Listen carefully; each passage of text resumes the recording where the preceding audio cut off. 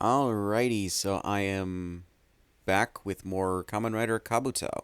Episodes 3 to 5. We're starting with episode 3. So, yeah, I did not expect Toei to upload these episodes in the last three, or no, two episodes of Agito when they did. Seems like they're going to be alternating uploading more, more episodes of these two shows, maybe every couple days, which I'm not really complaining about.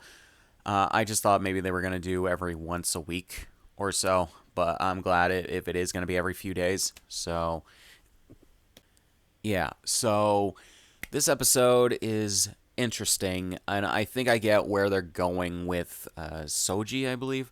Um, and I gotta admit something, just in regards to how they how they like did some of the I don't know how they portrayed one of the scenes. I legitimately thought that the worm, as they're calling him in this series, they're even using the English word for worm. Um, I legitimately thought that they had did a thing where the worm somehow turned into a duplicate of Soji, but yeah, because I forgot Soji's name because it's been a few days since, or actually more than a few days since I watched the first couple episodes of Kabuto, and I'm still getting used to the series and all that. On top of that, I'm also watching Agito, so it's a bit, it's more than a few characters I need to have memorized. Plus, I can't just binge these episodes in like a couple settings. I have to be like locked in on this shit. um, but yeah. So, in regards to this particular episode, um, we get a thing where, uh, sorry, I need to still get used to people's names. Arata, we get him being in trouble with Sect or Zect. I gotta get used to that. Zect, not Sect. Sect has been 10. But yeah, him being in trouble with them because they had given him the Kabuto bike, I think is what they call it, in the last episode to use, but he lost it because Soji took it after he defeated the last worm. And yeah, so he's already in hot water with them for that. He says though he offers them to pay them back for it with the money from his job, but the woman who's I believe partly in charge or one of the higher ups at Zect says, "Are you crazy?" Which I think is her just saying, "Are you crazy? You won't be able to pay that back at all." Which I could buy. Zect is what seems to be a secret or secret government organization, so yeah, the tech that's probably in that bike, he probably would never be able to pay it back. So yeah, but we get Soji coming in to Arata's job, and while he's working there, and Arata's coworker, uh, Hiyori, I believe I have that name correct. Stop trying to pause the recording and check the wiki. Um, she makes him the mackerel or miso mackerel, which I'm not gonna lie, that actually sounds like it would be pretty good, pretty good. Because I've had miso before when I was in Japan, and it's pretty good. It's basically a soup. Yeah. Or at least part of it is. Actually, that might have been ramen. Uh, but actually, no. I think miso is a type of soup, so I think I've had that as well when I was at a Kaiten Sushi. But anyways, so yeah, and Soji comes in. He wants another one of the mackerels, and he starts eating Arata's because Hiyori made it for Arata, but yeah. And he says when Arata starts freaking out about it, he's like, calm down. The other one will be ready in a bit. And it's just like, but it turns out they're out of mackerel. Yeah. Soji's kind of a dick. Not gonna lie. Uh, Granted, I think that's par for the course, but still, you know. So, anyways, basically, he talks about, or basically, Arata promised to get Hiyori the best kind of mackerel that he can, and Soji says it's the golden mackerel, I believe, and he says you should get him one as well. I forget the reasoning, but yeah. And it's just like Soji, both in this episode, I find him annoying, but at the same time entertaining. It's a weird thing that I think they're trying to strike the balance with, or at least make his ego entertaining more so than not. But yeah. So then we get a worm who decided to mimic the appearance of a young woman, Yuki Tamai, who she is supposed to meet up with. I'm assuming he's an agent of some kind, so that she could become an internet celebrity. Now, I'm assuming in 2006 that internet culture was more of a thing, and internet infrastructure was more readily a thing, or at least more ready to be adopted by companies and whatever. So yeah, but I'm not exactly sure what she means by internet celebrity. Kind of reminds me of iCarly, you know, just in that way. But yeah, but she unfortunately runs into the worm who previously transformed into a cop, who then, when she sees him transform, goes after her and transforms into her, clearly bound to kill her so it can take her place. But then more cops show up, and yeah, they have a bit of a scuffle, and one of them runs away, but with the other one taking the hair clip out and leaving the one that's still there to get arrested. So, yeah. So, we get one of the agents, Yuzuki, I believe. Yeah, Yuzuki. She goes into the cell next to hers where she's being held, because she's being held on charges of killing the other cop, I believe. And yeah. And Mizuki talks to her, trying to assess whether she's the worm or not. So, yeah, so Arata is tailing the other one. They're under orders from their higher up, Suichi. And, Suichi. And they, or Arata is tailing the other one, and unfortunately, when he tries to go talk to her, she runs away. He gets distracted by seeing someone named Rio, which is funny that both series, both Kamen Rider series I'm currently watching at this time, have a character named Rio. But yeah, obviously this one I don't think is meant to be a main character, probably a recurring character, but yeah. To which I thought that this scene, because I forgot Soji's name, I genuinely thought it was supposed to be somehow the worm turning into Soji. but I was wrong there. That would have been fucking wild. I don't know how it would have happened, but yeah, I got mixed up on that. So yeah. So Arata tries to run after Yuki and then runs, but he can't find her.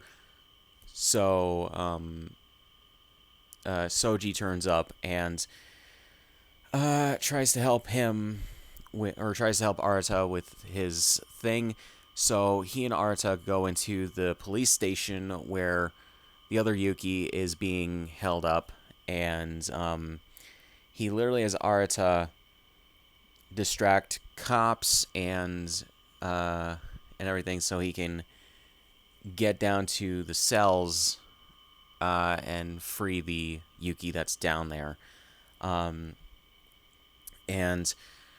Christ, his dialogue in regards to explaining who he is when Mizuki, or Yuzuki, sorry, Yuzuki asks who he is.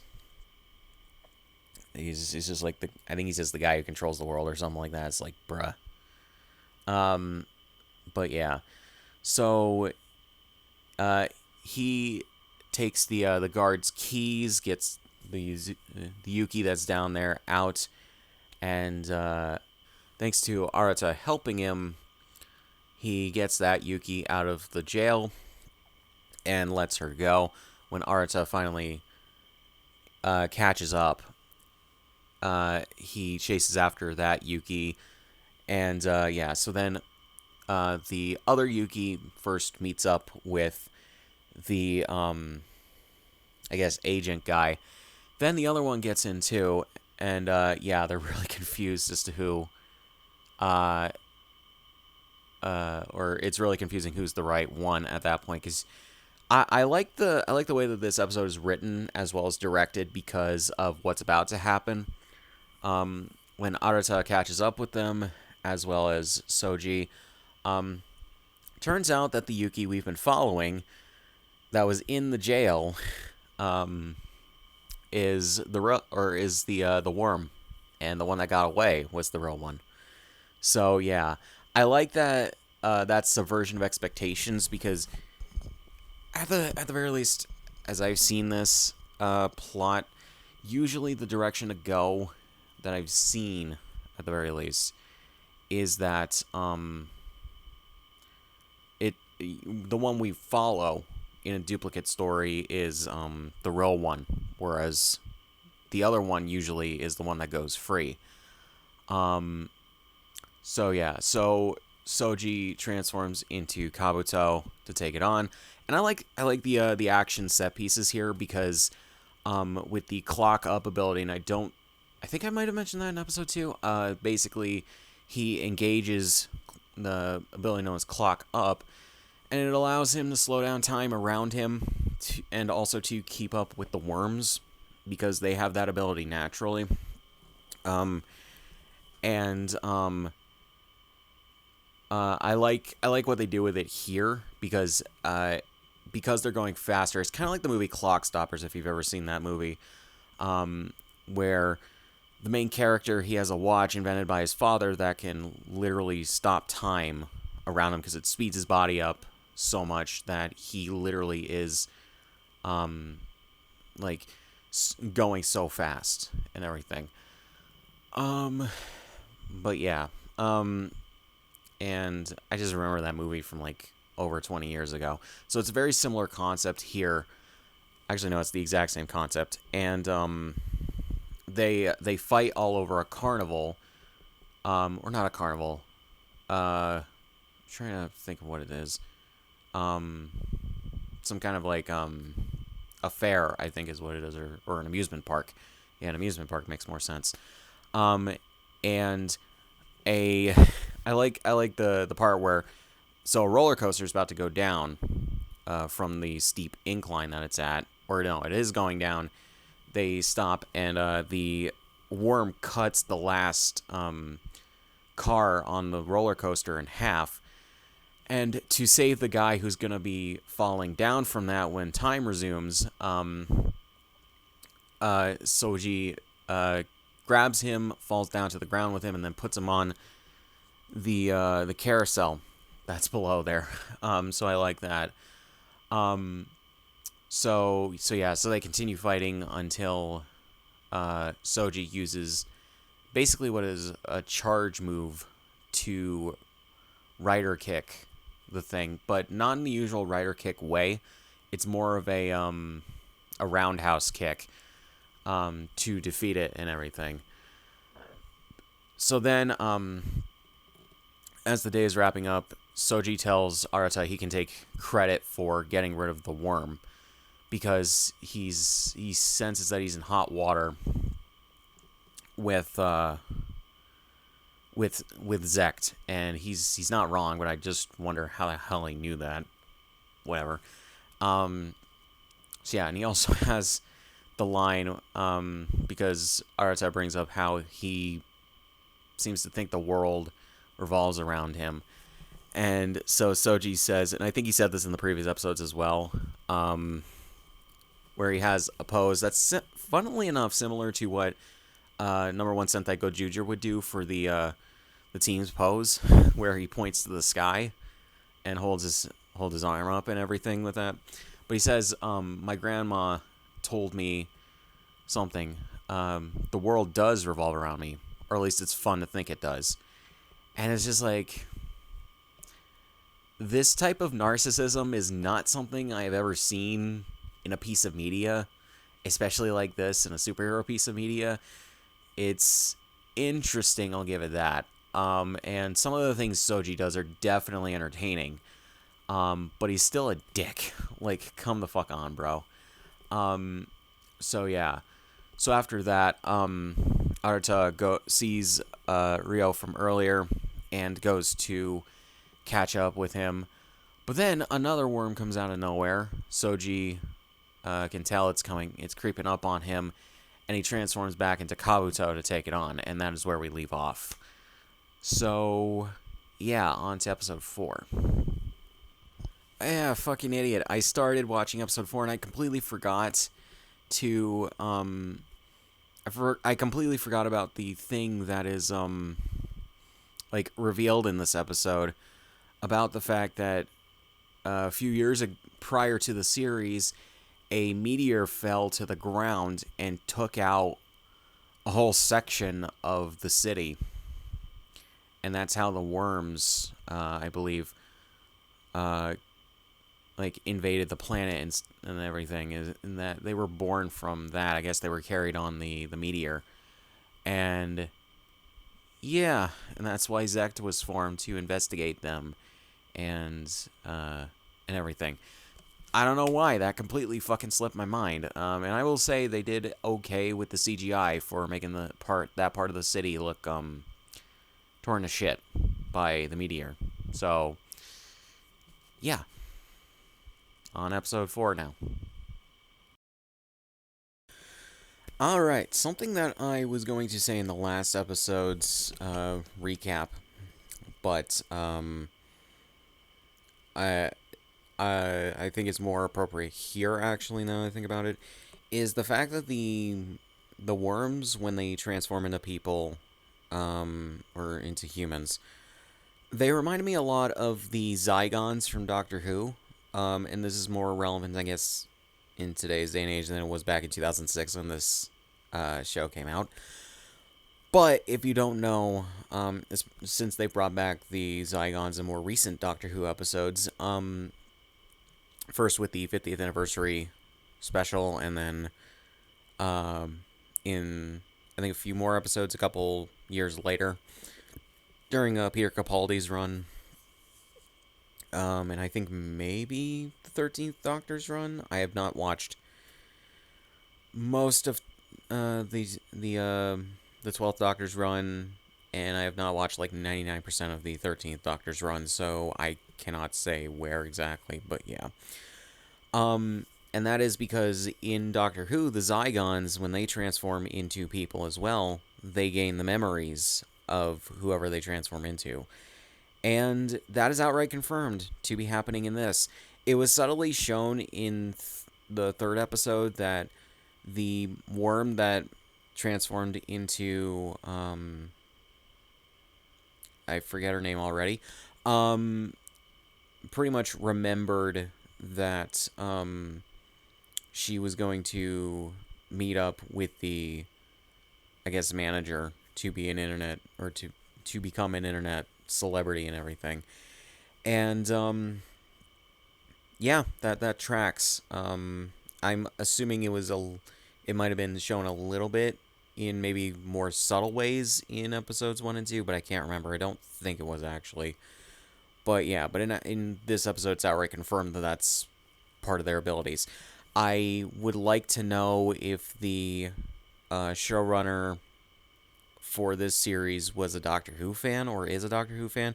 Would not surprise me if that was why. So yeah. So with this episode, we pick up on the leftover sort of plot thread from the previous episode with Arata's brother Ryo coming back into the picture. So basically, for that, the main plot has to do with him and his brother. So yeah, his brother shows back up randomly, even though the last time he saw him, it was 2 years prior, and his brother went mysteriously missing when they were supposed to meet up at a baseball field, and everything. Basically, it was after Ryo had suffered some kind of accident that made him unable to keep pitching, and I guess he was going to do it professionally. But he got really disheartened after the accident and decided that he couldn't do it anymore. But Arata tried to comfort him and encourage him to what is the word, to practice again, and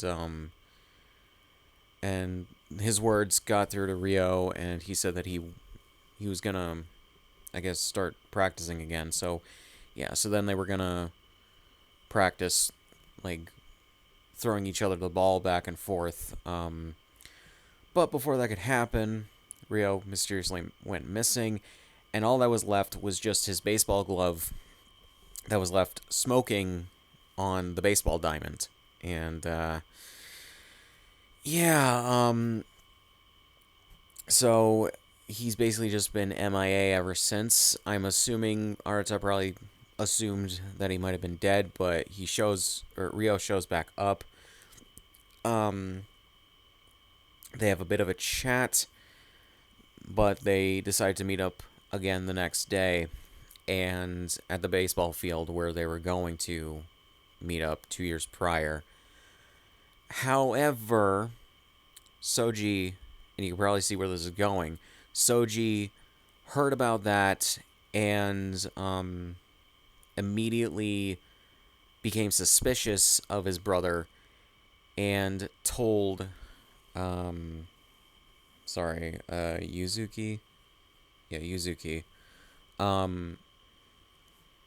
that or to begin investigating Arata's brother showing back up, because it seems a little too convenient with the timing and everything.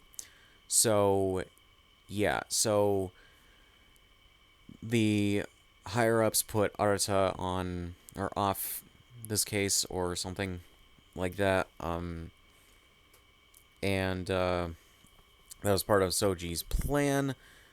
But Arata goes to meet up with his brother anyways, and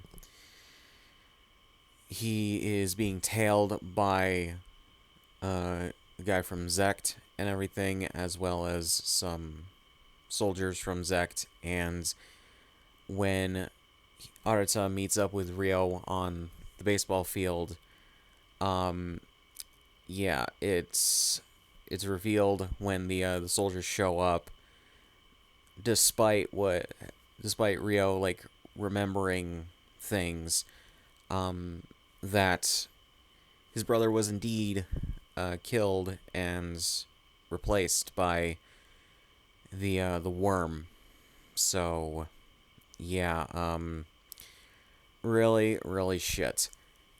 However, I do like how they play Soji in this episode. Otherwise, he's not like overly narcissistic or anything. He does seem to think that he knows better than everyone else, which is par for the course with his character thus far. Um, but at the same time, he has a thing where he repeated another quote from his grandma, where basically it boils down to what was it, like pain or loss or whatever, basically just makes you stronger, is basically what it boils down to. And it's nothing to be ashamed of, which I do like that is the core message of this episode, and I do think it shows another side to Soji's character that we haven't seen thus far, and I think it is good to do that early on in a show's run when you're intending a character to mostly kind of be a dick. I think that's just good to do. Because if you initially portray a character in whatever you're writing as a dick and everything, and you do it too late, where you try to portray a different part of their personality or anything, it can feel maybe a little bit forced or like inconsistent in the character, and you also put the audience off of actually liking the character in those moments. But yeah, in this episode we generally see a different side of Soji, where yeah, he's not being his usual egotistical self. He just it still comes out a little bit, but at the very least he's doing things that he believes is the best, and he's trying to look out for Arata as opposed to just being a dick and everything. And I do like that we are getting that in this episode. Prior to that, though, it is slightly counterbalanced by, or is very counterbalanced, I should say, by Arata showing up to work, but he sees that there's a bunch of boxes or coolers, whatever, of the mackerel from the previous episodes that I guess Soji ordered and had delivered to the restaurant. I'm assuming he ordered it from the same company that delivers the regular food and supplies and everything to the restaurant, and he put it under Arata's name, to which Hiyori basically says that their boss is like docking it from his pay because the delivery had to be, I guess the delivery company had to be paid when they dropped the shit off rather than when the shit was ordered. That is actually pretty normal for the most part. I worked in food service, and like, yeah, you generally have to pay that, although you can find other ways to pay at different times and everything. But yeah. So that is the thing with that. So yeah, so then Arata brings the mackerel to Soji. He gets introduced to Soji's younger sister as well. Sees another side of him that he didn't already know about and everything. Yeah,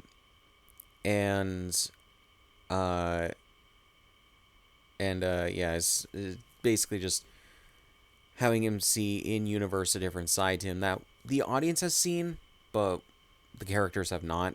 So yeah. So then Soji, I think the next day, or no, it's probably later in that day, shows up because he wants to know how Hiyori makes the mackerel. Trying to remember the mackerel miso, but she doesn't readily want to tell him. But she also passes it off as her just making it. So yeah, but he doesn't readily believe her on that front. Um, but yeah, and he yeah, he wants her to make it for him, and he wants to watch how she makes it. So yeah, or how she makes it. I can't. Whatever. I may have mispronounced that, but yeah. So he tries to help with finishing off washing the dishes and everything. But yeah, also he made Arata forget about his shift, and unfortunately, I think it was during a lunch rush, and yeah. But then also Rio shows up with, which makes him miss the rest of the day and everything. But yeah, um, so yeah, we see that, and then when Soji henshins into Kabuto, he takes he takes care of the other worms that are with the one that is imitating Rio, and basically they want to the rest of them want to transform into him, but they also want to kill him as a result of that. And the monster tried to use Rio's image and voice to convince him not to have any problems with that and everything. And he says that he'll live on in or as the worms and everything, because like his memories will go on and everything inside of them. So yeah, kind of fucked up, not gonna lie. But then after Soji takes care of the other ones, he doesn't fight back against the one that was imitating Rio, because he didn't want to go against what Arata wanted, because Arata did not express that he wanted his brother to die and everything. And it also has to do with this like Japanese way of thinking about memories, where and this is a big thing in Kingdom Hearts, where if someone dies, like the memory of them goes with them, so they're going to be truly lost to time and everything. I think at the very least that's what they were going with, and that would make sense to me at the very least. And yeah, it's just one of those things where they I think that they were going with that. So yeah, but then Arata breaks down, and after I think the worm was still imitating his brother, but then he tells Soji to do it, to take the or to kill the worm. So yeah, so he transforms into the full Kabuto form and does the clock up, and when time is slowed down, uh, like fights the worm and then does the rider kick again to take it out. But yeah, then after that, Arata is obviously really emotionally drained, but he says to Soji that one day he'll be stronger than him. And Soji, he picks up the baseball that the worm had, that was his brother's, and throws it to him and everything, and just walks away. I was kind of hoping that maybe a piece of dialogue that they would have maybe given Soji is like him saying he looks forward to it, or something like that. But no, I guess it was just more of a words unspoken kind of thing, which don't really I don't really have a problem with that. But yeah, and and Soji takes off and everything. So yeah, but then as Soji walks away, we see a girl who is standing in the rain, because there's been rainfall over that, and is just watching him and I guess stalking him. So yeah, we will see what that shit's about. But I actually did very much appreciate this episode and showing a different side of Soji and everything. Both in and out of universe, it was kind of a good thing that they did something like this early on, because if they had let him go on being so egotistical and everything, you might have just started to hate the character. But yeah, especially when they don't really seem to have a good grasp, at least yet, of how to balance his character traits and his narcissism with something else. you know, to actually make him likable as a character. But yeah, so I liked that episode. It's probably my favorite episode thus far. So yeah, so on to episode 5 now. All right, so bit of another interesting one with episode 5. I don't think it's as good as episode 4, but still okay. We don't really get anything in regards to Soji's like assholishness, but I think that that's a step in the right direction, honestly, with the writing. Um, Basically, this episode, the A plot is mainly just Zect laying a trap for Soji, although they only know him as Kabuto because they don't know his real name or his civilian identity.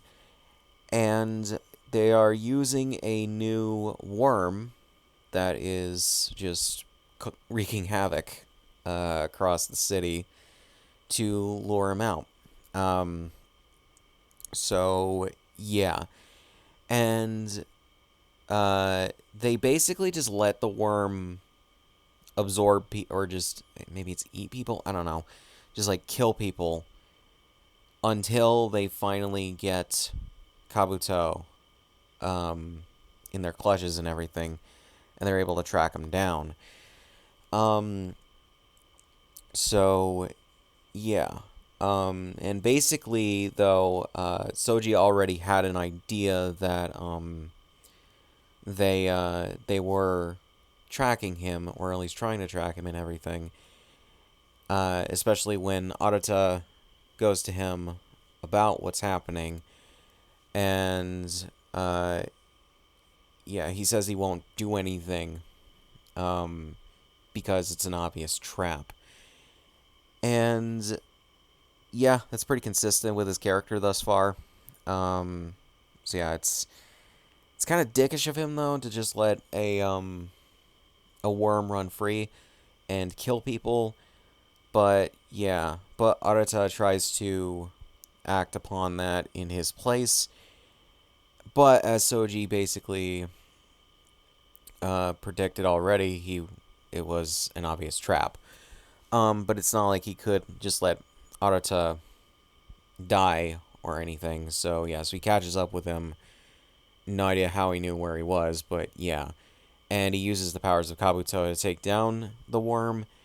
But yeah, but in the B plot, we see Hiyori, the owner of the restaurant that she and Arata work at, gives Arata some tickets to a thing at Tokyo Tower, which, yeah, they are in Tokyo. Specifically, the incident that happened with the meteor that I mentioned in 2 episodes ago happened in Shibuya. So basically, their version of Shibuya is basically toast, like genuine toast. And she has PTSD from that. So yeah, because of the fact that she was in one of the buildings that got blown up, or well, not blown up, but ruined by the meteor and everything, and her parents died unfortunately in that whole thing. And yeah, so she has like PTSD from that. She can't really be in like wide open spaces with lots of people whenever. Which is why she doesn't really do a lot outside of her job, I guess, and probably just where she lives. She's basically like an introvert, shut-in kind of place. I'm trying to remember what the fear is. The fear of like outside spaces. I think it's like, is that agoraphobia? Hold on a second.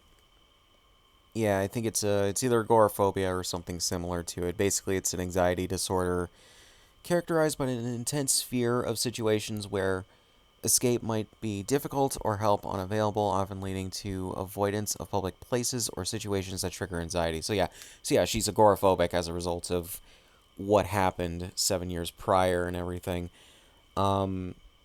Very, very interesting way to take the character, and it kind of explains how she has been up until this point, and even in this episode, pretty locked off emotionally, it seems. So, yeah. gotta be honest, didn't see this being where they would take her character, but I'm intrigued to see where it goes. Um, so yeah, so initially Arata tries to invite her to the thing because it's a not a symposium, but it's like a gallery, I guess, or something like that. For flowers, specifically tulips. And she seemingly likes flowers, but she doesn't really want to go anywhere to see them in anything or in everything. So, yeah, and we also establish in this episode that she likes to draw. She is a bit of an artist, and she has a sketch pad that she has where she just draws and colors in her own drawings and everything of what she imagines. And very very interesting traits to give the character. I gotta say, I've never seen a character like this in anything that I've watched. So this is new. This is new. I like experiencing new things in shows like this. So yeah. Um, but she refuses to go with Arata. But Soji, when he shows back up at the restaurant, but Arata isn't there, sees that she has the tickets to the thing at Tokyo Tower, and so he invites her to go. More so, not necessarily as a date, but as a way of like helping her get out and go to the thing that she clearly wants to go to, or she would like to go to. And he says that he'd be there by her side and everything. So yeah, and I do like that we are seeing this part of him that um cares about the people who he cares about clearly, and he wants to consider friends and everything. It's good that we are getting this side of his personality, I think, in these episodes. Like I said in episode 4, because it actually makes him likable and more three-dimensional as a character, and it's you want that in your main protagonist, even if you portray them as a dick. But yeah, um, so yeah, so I do like that they're toning down the ego and just portraying him as more of a normal kind of person.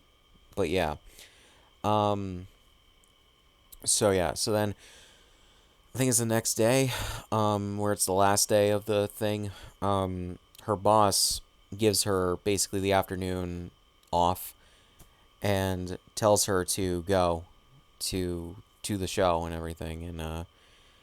And yeah, she slowly walks to Tokyo Tower and everything, but unfortunately, Soji is unable to make the date, and I know I said it's not necessarily much of a date, but that's how her boss describes it, at the very least in the translation and the subtitles. So yeah, so she walks all the way there.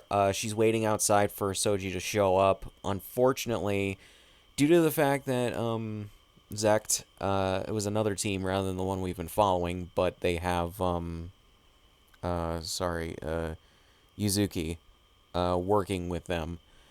Um, they've managed to they managed to corner Soji before he can get to Tokyo Tower and everything. Um, so yeah, I assume because they track the bike is how that happens. It's either that or maybe his belt. That's the only thing I can really think of. But yeah, so pretty short summary I think compared to the last two. Not too much going on here, but there doesn't really have to be for an episode to be good. Um, and again, there is like just an A and B plot in this, and both are both are good, I think, in their own ways. One is uh, or one is continuing the overall story of the season and then or series, and then the other is a B plot involving a character that we have not gotten any real development for thus far. So yeah, honestly, good shit for both of them.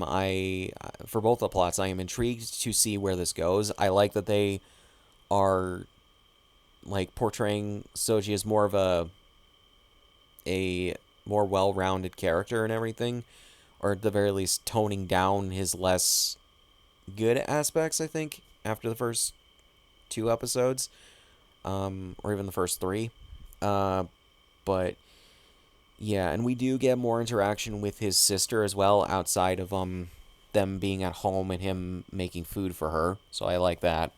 Um, his sister kind of like really doesn't have like, I guess, manners or anything. She just sees the part of the drawing that uh sorry, still learning names. Hiyori has on her sketch pad, and like takes it out of her backpack, or not backpack, like I guess just a pack. It's like one of those, like, it's kind of like a laptop bag, and that you sling over your shoulder and have on your side and everything, and just straight up asks her about it. She apologizes for taking it out of her bag, to which Hiyori says it's fine, but like, yeah, you probably should have just said, what was that drawing about in your bag? I saw it. Would have been a little bit more polite. But yeah. Granted, I guess when your older brother is Shoji, you don't you kind of have a do things first and ask questions and apologize later kind of mentality. It's consistent, I guess, for her character to be like that. But yeah. Um and and Soji also has another thing where he has words of wisdom from his grandma, where she apparently said that flowers, I think he said flowers bring out the best in women or something like that, and he agrees with that sentiment. And it's like, yeah, I guess, I don't know. It's yeah, it's just one of those things where like his ego is still there, but they toned it down a good amount, which I do appreciate. But yeah, unfortunately, yeah, it does end with her, like, her anxiety getting the better of her, and her, like, slinking down, unfortunately, while waiting for him outside of the Tokyo Tower, and everything. So yeah, which I don't think it's the same one, because I think they build a new Tokyo Tower years after this episode came out. I'm trying to remember. I don't think I went to Tokyo. I remember the first time I went to Japan last year, the year before I'm recording this. It wasn't Tokyo Tower I went to. It was a different one. I don't think it was the Skytree either. I can't remember. I'd have to look it up. But yeah, it's just it's interesting, like, how they do this in terms of like actual locations, because being more of a Sentai fan, we don't really in Sentai get too much character development or story developments like this, where it actually involves like real life locations and everything. Um, so yeah, and especially not in Power Rangers, but yeah, I do like that Kamen Rider has a more, like, I guess, mature way of going about it, and I do understand why Kamen Rider, as a result of being kind of more down to earth and human in regards to how they develop the characters and portray certain things, why it connects with people more than Sentai does, unfortunately. But yeah, so good 3 episodes. I do think the last 2 definitely show a good amount of character development for Soji, or at the very least showing more sides to his personality than just egotistical dick. But yeah, so yeah, I can't wait for the next one. I think that 4 was definitely the strongest episode thus far, because it also gave character development to Arata. But yeah, um, but yeah, I can't wait to see what happens in the next episode. So yeah, guys. So not much else to say. Links to the description, all my shit. Subscribe if you want, and I'll see you guys in the next one.